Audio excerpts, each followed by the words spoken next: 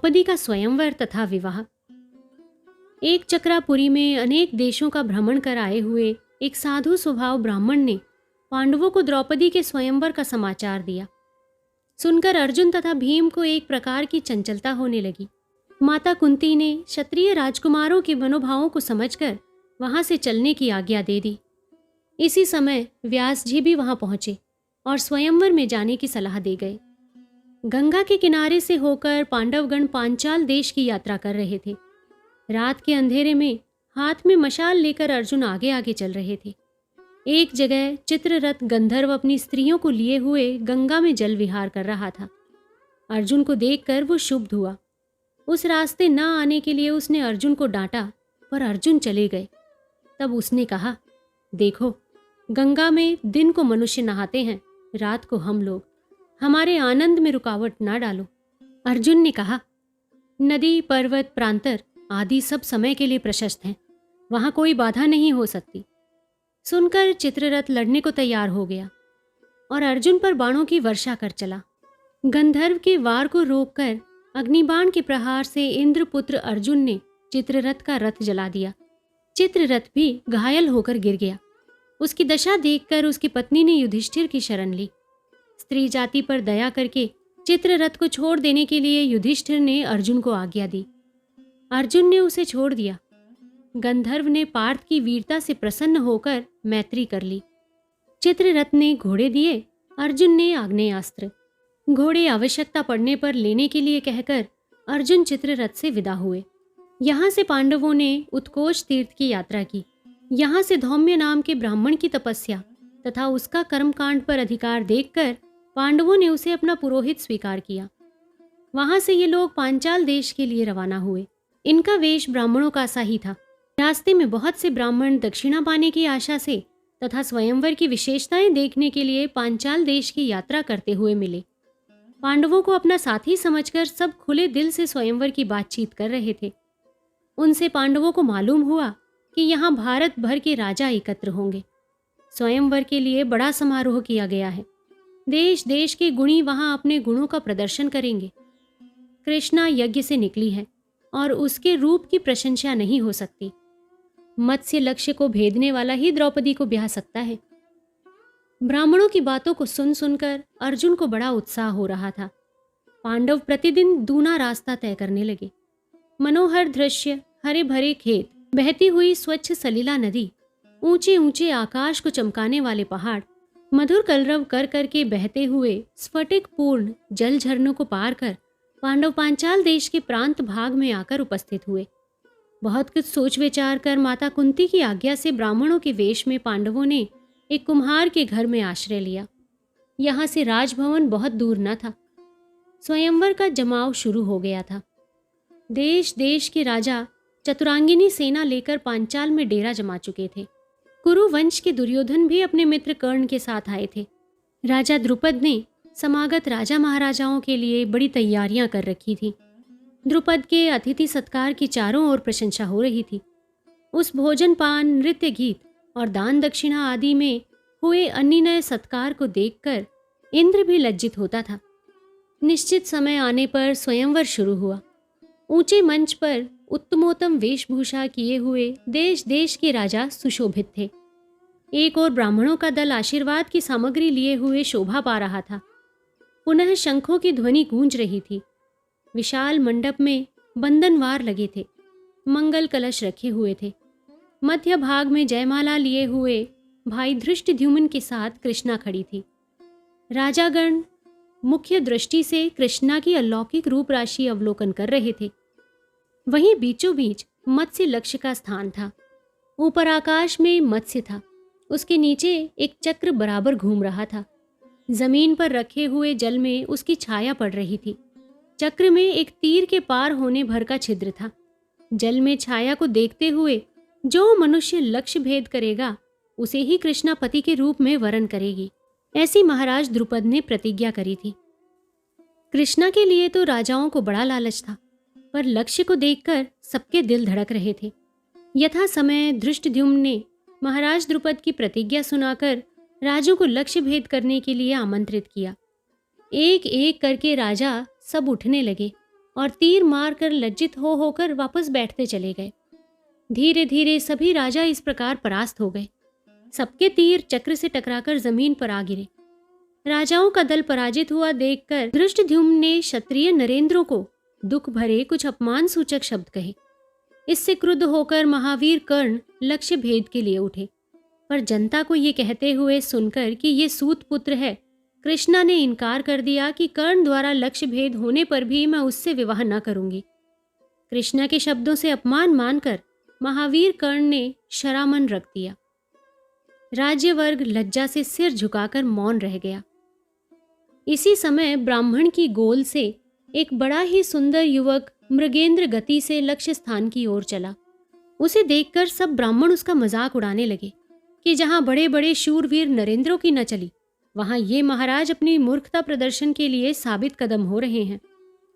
उन्हीं में से किसी ने कहा कि किसी का बल विक्रम समझे बिना ऐसा नहीं कहना चाहिए। संभव है इस नवयुवक के यहाँ ब्राह्मणों का मुख उज्जवल हो। इस प्रकार वाद विवाद चल रहा था कि ब्राह्मण वेशधारी महावीर अर्जुन ने लक्ष्य स्थान पर जाकर धनुष उठा लिया। कृष्णा बड़े प्रेम से युवक को देख रही थी। नरेंद्र मंडल में ब्राह्मण युवक की संयत मुद्रा से आतंक फैल गया। वीर अर्जुन ने एक तीर लेकर जल में लक्ष्य का चित्र देखकर निशाना मारा। तीर अचूक मछली की आंख पर लगा। ब्राह्मणों में जय जयकार होने लगी। धृष्टद्युम्न ने भी लक्ष्य विद्ध होने का समाचार दिया, पर नरेंद्र मंडल ने विश्वास न किया। देखकर उसी शांत भाव से अर्जुन ने दूसरा तीर धनुष में जोड़कर मारा, जिससे चक्र कट गया और भेदा हुआ मत्स्य जमीन पर आ गिरा।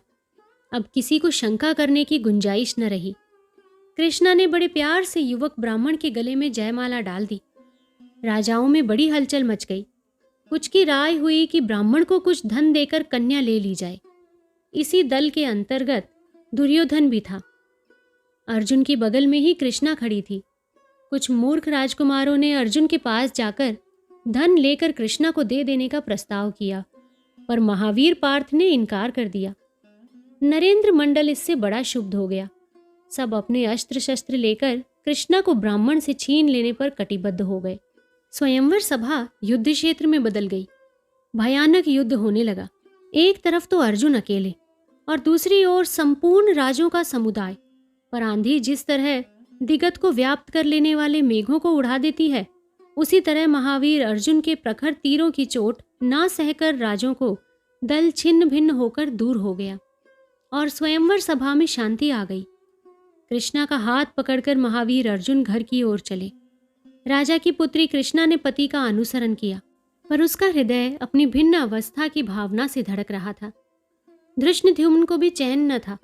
वो अज्ञात कुलशील ब्राह्मण कौन है, जानने की उसकी इच्छा प्रबल हो रही थी। बहन कृष्णा के भाग्य का फैसला देखने के लिए उत्सुक होकर वो भी इन दोनों की दृष्टि बचाकर इनके साथ साथ चला। मार्ग में एक छोटी नदी के किनारे कृष्णा के विश्राम कर लेने के विचार से महावीर अर्जुन एक शिलाखंड पर उसे बिठाकर बैठ गए और बड़े स्नेह से आश्वासन देते हुए बोले, शुभे, घबराओ मत। मैं ब्राह्मण नहीं हूँ। मैं महाराज शांतनु का प्रपौत्र, महात्मा भीष्म का पौत्र और महाराज पांडु का तीसरा पुत्र अर्जुन हूँ। हम लोग लाक्षागृह दाह से बचकर भिक्षाटन करते हुए यहाँ तक पहुँचे हैं। सुनकर कृष्णा के हर्ष की सीमा न रही। छिपे हुए धृष्टद्युम्न ने भी ये बात सुन ली। अर्जुन ने वो भी कहा कि हम लोग अमुक जगह एक कुम्हार के घर पर टिके हुए हैं। पूरा पता मालूम कर धृष्टद्युम्न चुपचाप लौट गया और पिता को सारा संवाद सुनाया। महाराज द्रुपद को इस खबर से बड़ा हर्ष हुआ। उन्होंने वेदोक्त रीति से विवाह करने के विचार से पांडवों को अपनी राजधानी में बुला लाने के लिए धृष्टद्युम्न प्रमुख वीरों को उस कुम्हार के यहाँ भेज दिया। कृष्णा को साथ लेकर अर्जुन माता के यहाँ पहुंचे। माता कुंती मकान के भीतर थी। अर्जुन ने प्रसन्नता से माता को पुकार कर कहा, माँ, आकर देखो, आज बड़ी अच्छी चीज लाया हूं। माता ने भीतर से ही कहा, बेटा, बड़ी खुशी की बात है। बाहर आकर देखा तो कृष्णा खड़ी थी। अर्जुन ने सब समाचार कहा। प्रसन्न होकर माता ने विजयी पुत्र को गले लगाकर बहू को सस्नेह चूमा। इसी समय महाराज द्रुपद के भेजे हुए धृष्टद्युम्न प्रमुख राज परिवार के लोग तथा सेनापति आदि पांडवों को राजधानी ले चलने के लिए पहुंचे और माता कुंती तथा द्रौपदी के साथ पांचों पांडवों को राजमहल में लिवा लाए। महाराज द्रुपद बड़े आदर भाव से युधिष्ठिर से मिले और अर्जुन के साथ कृष्णा के विवाह की बातचीत करने लगे। युधिष्ठिर ने कहा, महाराज, अर्जुन हम में तीसरे हैं, अभी तो हम ही दोनों का विवाह नहीं हुआ। द्रुपद ने कहा, तो आप ही कृष्णा से विवाह कीजिए। महाराज युधिष्ठिर ने कहा, हमारी माता सत्य की मूर्ति है, उनकी आज्ञा है हम पांचों भाई कृष्णा से विवाह करें।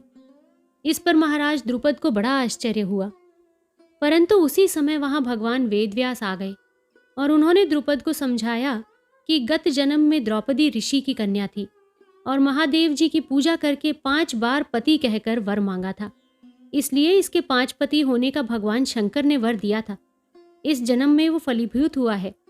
इससे महाराज द्रुपद की शंका मिट गई और बड़े समारोह से पांचों पांडवों के साथ द्रौपदी का शुभ विवाह संपन्न कर दिया।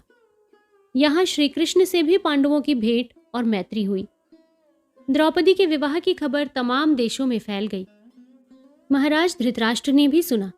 भीष्म और द्रोण आदि को लाक्षागृह से पांडवों के बच जाने पर बड़ा हर्ष हुआ, पर दुर्योधन के हृदय में ईर्ष्या की ज्वाला प्रचंड हो गई। वो फिर किसी छल से पांडवों पर अनर्थ करना चाहता था, किंतु उस समय उसकी न चली। भीष्म, द्रोण, कृप और विदुर आदि धर्मात्मा मनुष्यों ने महाराज धृतराष्ट्र को समझाया कि जब पांडव बचे हुए हैं और राज्य के हकदार हैं, तब उन्हें बुलाकर उनका आधा हिस्सा उन्हें दे देना ही ठीक होगा। अन्यथा वो अब द्रुपद के साथ मिल गए हैं और स्वयं भी वीर हैं, अपने हक के लिए युद्ध करेंगे तो व्यर्थ को वंशनाश होगा। महाराज धृतराष्ट्र को ये बात जच गई। उन्होंने विदुर को पांडवों के पास बुला लाने के लिए भेज दिया। महाराज द्रुपद से मिलकर विदुर ने महाराज धृतराष्ट्र का शुभ समाचार सुनाया और पूरा आदर सम्मान प्राप्त कर श्री कृष्ण, कुंती, द्रौपदी और पांचों पांडवों के साथ हस्तिनापुर लौटे। यहाँ महामना भीष्म आदि ने दुर्योधन के बैर को बचाने के उद्देश्य से पांडवों को खांडव प्रस्थ देकर वहीं जाकर राजधानी बनाने की सलाह और प्रोत्साहन दिया। गुरुजनों की पदधूलि मस्तक पर धारण कर पांडव हस्तिनापुर से दूर खांडव प्रस्थ चले गए। वहां के लोगों ने पांडवों का बड़ा स्वागत किया। पांडवों ने भी कृषि, वाणिज्य और शिक्षा आदि के विस्तार से खांडव प्रस्थ को हस्तिनापुर की तरह उन्नतिशील बना लिया और सुखपूर्वक निवास करने लगे। अर्जुन का वनवास और सुभद्रा से विवाह। पांचों पांडव आनंद पूर्वक खांडव प्रस्थ में रहने लगे। एक दिन वहां देवर्षि नारद पांडवों से मिलने आए। धर्मात्मा पांडवों ने उनका बड़ा सम्मान किया। नारद ने पांडवों से कहा, तुम 5 पुरुषों के एक ही स्त्री है, पर तुम लोगों ने पत्नी के साथ रात्रिवास करने का नियम नहीं बनाया। ये अच्छा नहीं, इससे आपस में बैर होने की संभावना है। सुंद और उपसुंद नाम के 2 भाई थे। तिलोत्तमा पर मुग्ध होकर दोनों आपस में लड़कर मर गए। तुम लोग समझदार धर्मात्मा हो, पत्नी से रमण करने के नियम बना लो। देवर्षि नारद की युक्ति सबको पसंद आई। 1 मास प्रत्येक भाई द्रौपदी के साथ रहेगा, ऐसा नियम बन गया। धीरे धीरे कुछ काल और व्यतीत हो गया। एक दिन एक ब्राह्मण रोता हुआ पांडवों को गालियां देता हुआ राजभवन के द्वार पर आया। उस समय महावीर अर्जुन द्वार पर बैठे थे। उसने फरियाद की कि चोर उसकी गायें चुरा ले गए हैं। सुनकर अर्जुन को बड़ा क्रोध हुआ, किंतु वो उस समय निरस्त्र थे। उनके अस्त्र जिस मकान में थे, वहां महाराज युधिष्ठिर द्रौपदी के साथ वार्तालाप कर रहे थे। अर्जुन विचार में पड़ गए। यदि ब्राह्मण की गायें बचाने जाते हैं तो नियम विरुद्ध कार्य होता है। महाराज युधिष्ठिर उस घर में द्रौपदी के साथ वार्तालाप कर रहे हैं। 12 साल का वनवास स्वीकार करना होगा। यदि नहीं जाते तो ब्राह्मण का श्राप पड़ता है। अंत में उन्होंने जाने का निश्चय किया। सिर झुकाकर वो अंदर चले गए और अपना धनुष तथा तरकश उठा लाए। चोरों को खदेड़ कर ब्राह्मण की गायें छुड़ा ली। ब्राह्मण आशीर्वाद देता हुआ प्रसन्न होकर घर गया। महावीर अर्जुन धर्मराज युधिष्ठिर के सामने अपराधी की तरह हाजिर हुए और अपने दोष का उल्लेख किया। और भाई भी थे। महाराज युधिष्ठिर ने कहा कि बड़े के रहते छोटे के जाने में कोई दोष नहीं। फिर तुम अपने किसी कार्य के लिए नहीं गए, दूसरे के उपकार के लिए जाकर तुम अपराधी नहीं हुए। धर्मराज का ये आश्वासन अर्जुन को पसंद न आया। उन्होंने कहा, जो प्रतिज्ञा हो चुकी है उसका पालन न करना पाप है। आप स्नेह के वश ऐसा कह रहे हैं। मैं 12 साल के लिए अवश्य वनवास स्वीकार करूंगा। ये कहकर धर्मराज तथा भीम को प्रणाम करके नकुल, सहदेव और द्रौपदी से मिलकर धनुर्धर महावीर पार्थ विदा हुए। देश देशांतरों का भ्रमण करते हुए अर्जुन एक बार गंगा में स्नान कर रहे थे। उनके अनुपम रूप पर मुग्ध होकर कैरण्य नामक नागराज की कन्या उल्पी उन्हें आकर्षित कर नागलोक ले गई। एक परम सुंदरी षोडशी युवती को अनुपम प्रेम दृष्टि से अपनी तरफ देखते हुए देखकर अर्जुन ने पूछा, हे वरानने, तुम कौन हो? स्नेह से सिक्त कोमल स्वर में उलूपी ने कहा, वीरवर, मैं नागराज कन्या उलूपी हूँ। आपकी पुरुष प्रभा को देखकर आपसे विवाह करने की इच्छा से मैंने आपको यहाँ आकर्षित किया है। अर्जुन ने कहा, भद्रे, मैं प्रतिज्ञाबद्ध होकर ब्रह्मचर्य पालन कर रहा हूँ। उलूपी प्रसन्न होकर बोली, हे पांडु नंदन, मैं आपका व्रत खंडित करना नहीं चाहती। मुझसे विवाह करने पर आपके व्रत को और भी बल प्राप्त होगा, क्योंकि उसके साथ मेरी प्रसन्नता भी जाकर मिलेगी। आपको ब्रह्मचर्य का सत्य रहस्य मालूम होगा। अर्जुन ने नागकन्या उलूपी से विवाह कर एक रात वहीं रहे। पश्चात कुछ दिनों तक गंगा तट पर रहकर अंग, वंग, कलिंग आदि देशों में भ्रमण करते हुए अनेकानेक तीर्थों के दर्शन किए। विचरण करते हुए अर्जुन समुद्र तट पर यथास्थित मणिपुर नाम की राजधानी में गए।